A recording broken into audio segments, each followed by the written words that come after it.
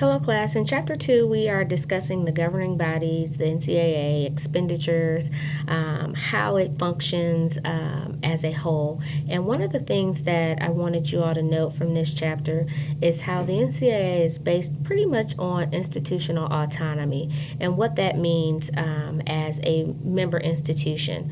But I want to take this down to more of a micro level, and I want you to individually think about your own autonomy.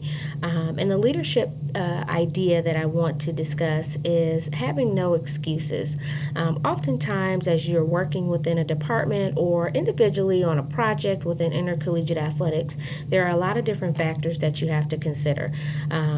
Budget, individuals that you'll have to work with within your department across campus, and there'll be plenty of things that will be barriers that will not allow you to necessarily reach your ultimate goal. However, in reaching the goal, you have to understand that there's a process with that. And the one thing that I want you all to focus on is never having excuses.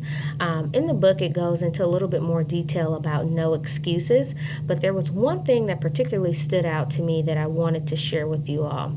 As you're moving through, as in your leadership development, your career development, and working in careers relating to sport or in intercollegiate athletics, I want you to think about who you are as a person.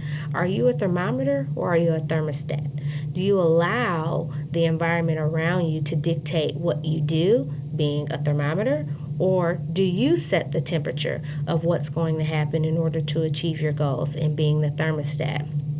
So, in this chapter, I kind of want you to, again, understand the macro level of the governing bodies, but bring it down to a micro level and figure out what are you doing that is standing in the way of you achieving whatever professional goal you may have, or are you being that person that is setting the tone to create a great environment to do great things? So I encourage all of you to be a thermostat and leave the thermometer ways behind.